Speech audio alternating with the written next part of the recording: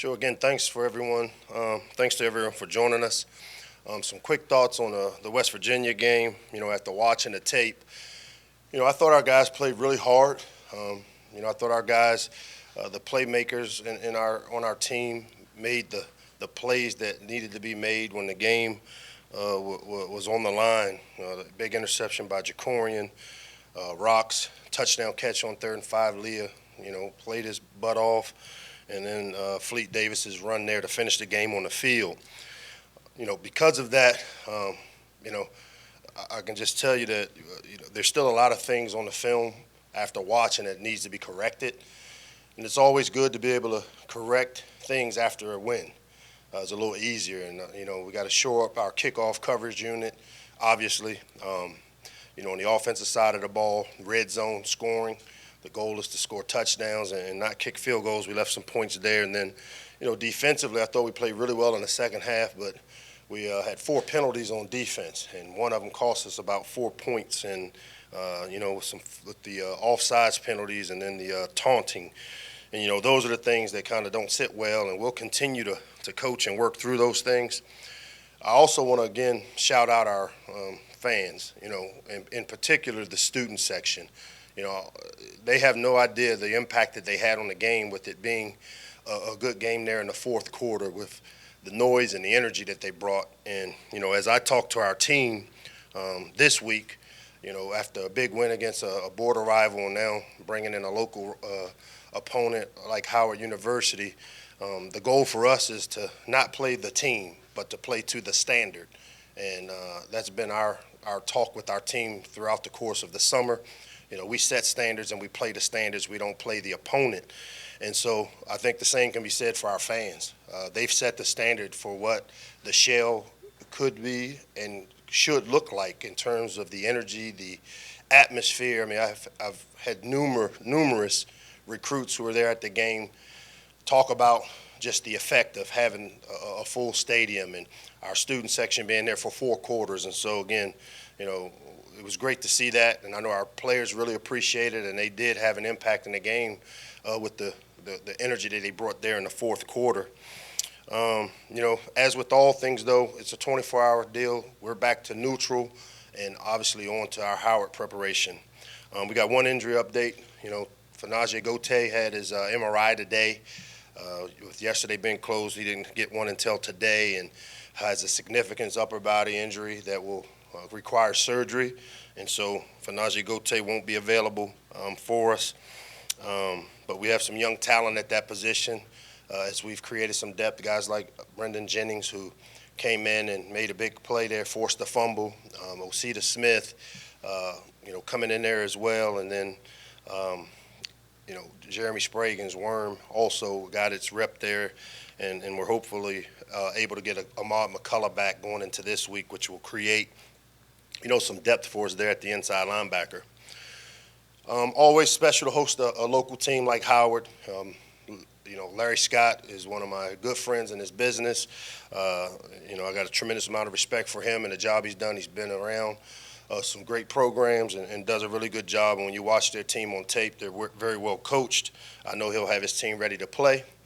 Also, would be remiss if we didn't reflect that this game will be significant in the fact that it's played on 9/11, which, as a young coach who was here when 9/11 took place, many of our players were 3 years old, I think, was the average age of the guys when I brought it up, because I did think it was important for me to talk to our players about the significance of 9/11 and being here in D.C. in this area. Obviously, we were affected with the Pentagon being attacked, and I kind of addressed it with our team about the significance of what it means and how it affected a lot of people here in this area, if not in the country.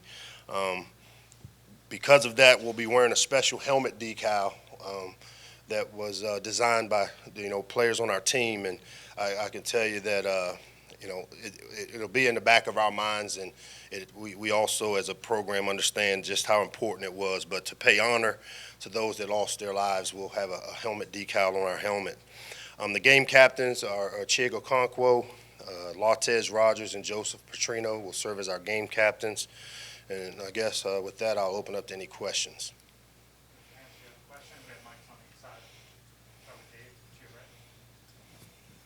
Mike, kind of going off on the 20th anniversary of 9/11, you were here as an assistant. I think it was Fridge's first year as well. Yeah. What was it like as a young coach to all of a sudden experience all that? And how did Fridge's leadership kind of, help these young kids who are away from home move on and wind up having an absolutely outstanding season?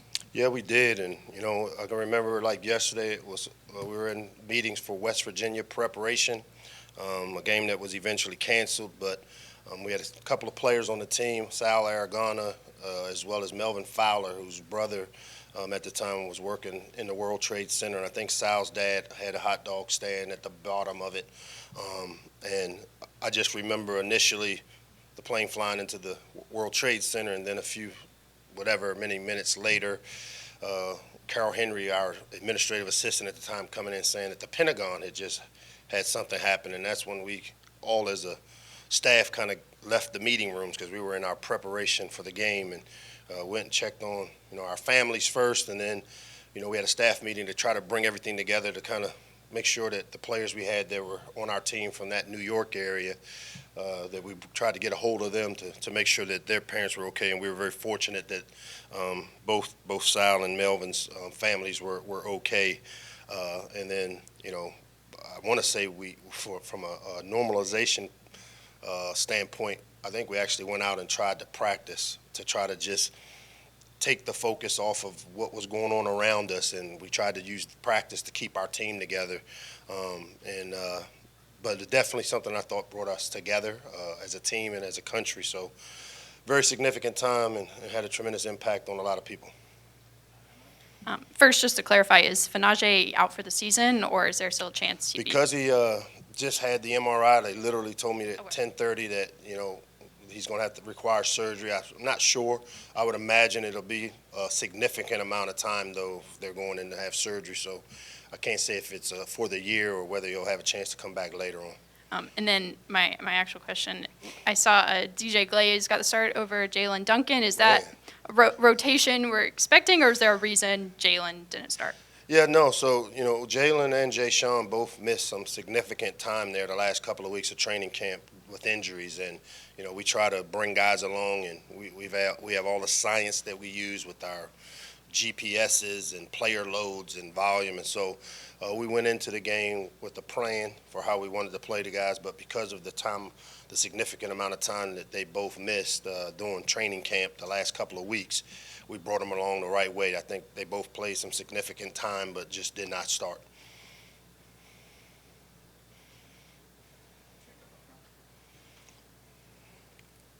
Hey, Coach. So in a similar vein, Greg Rose started the first series at defensive tackle. I was just wondering, was that a game time decision to put him in the first series? Yeah, again, sometimes as we come out of training camp, whether it's injuries, whether it's just, coach's decision, we made a decision to start Greg Rose.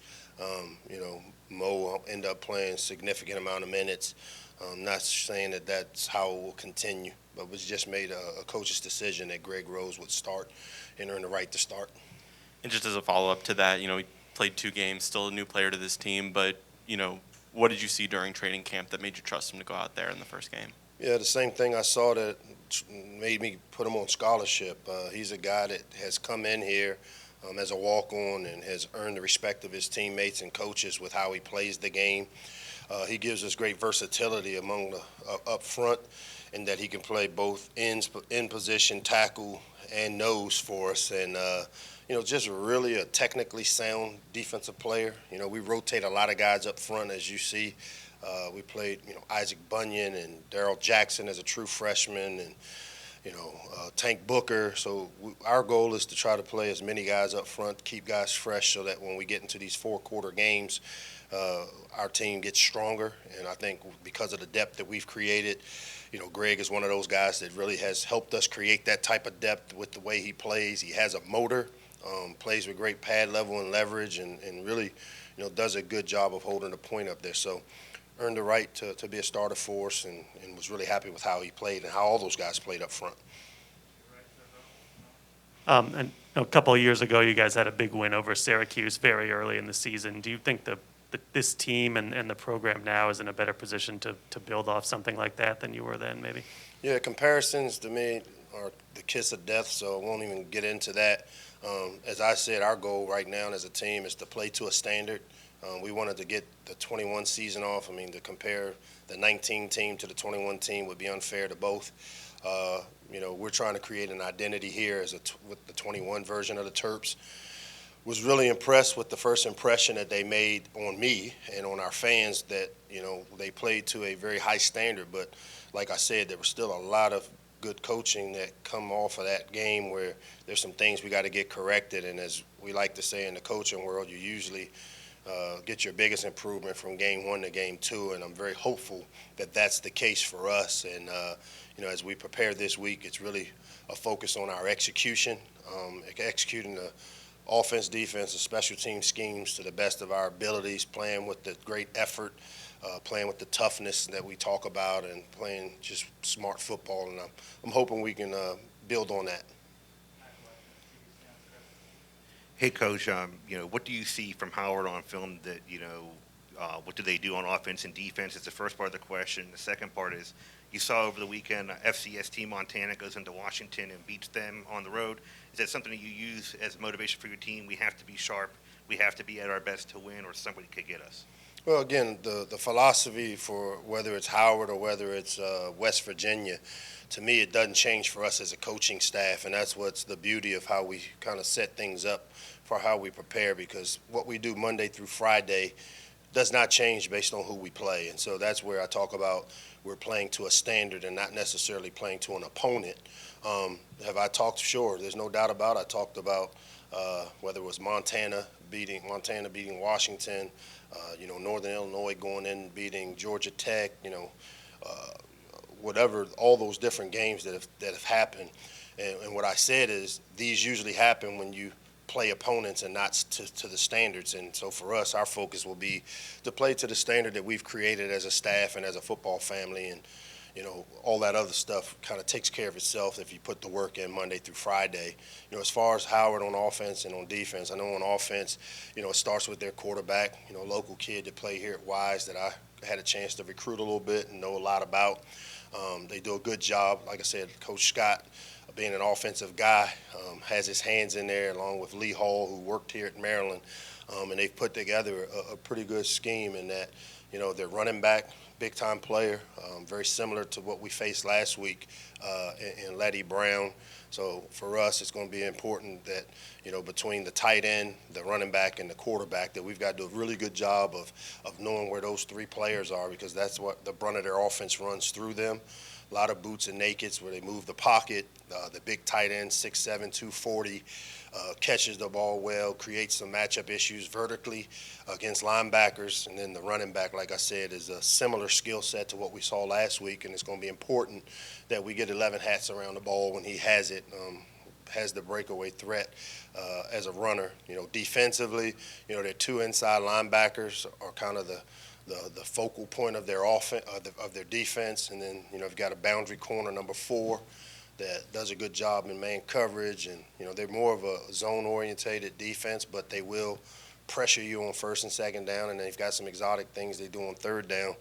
And also has a really good safety in the back end. So a well-coached team, a team that for us, we've got to make sure we do a good job, as we do every week, identifying who the playmakers are on both sides of the ball and on special teams, and then just gearing our system and our plans to not allow those players to be the ones that beat us.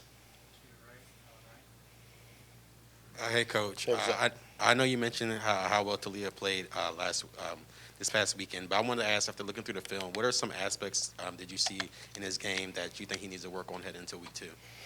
Well, I think sometimes when you play like Leah does, the gift and the curse of Leah is that, he doesn't give up on plays.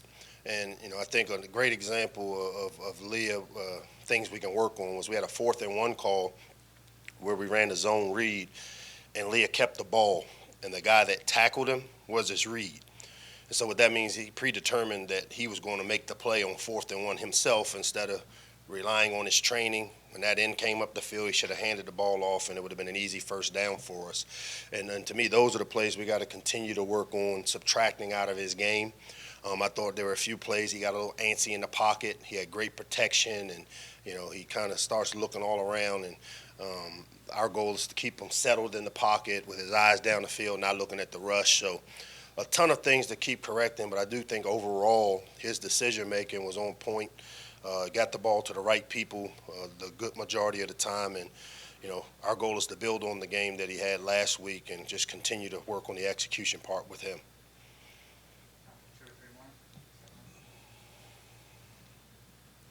Hey, Coach, after that win against West Virginia, obviously Nick Cross and Tarheeb Still were big factors to that win. How far can that defensive duo just carry the defense in general as a whole as the season moves along?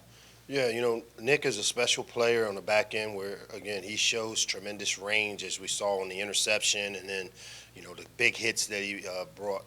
He has the ability with his speed and his athleticism and size to really impact the game like, few safeties are capable of, because he has elite level speed and the ability, range, but then also is a very physical player.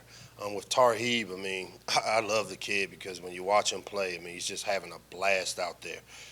Just to see a guy as young as he is and as inexperienced as he is in games, just play with the confidence that he does. We put him in the nickel slot, which is a tough place to play when you play man coverage, because that slot receiver has more room to work and doesn't have necessarily the boundary to be the extra defender. And then you can blitz him. You saw him get a sack there in the game against West Virginia.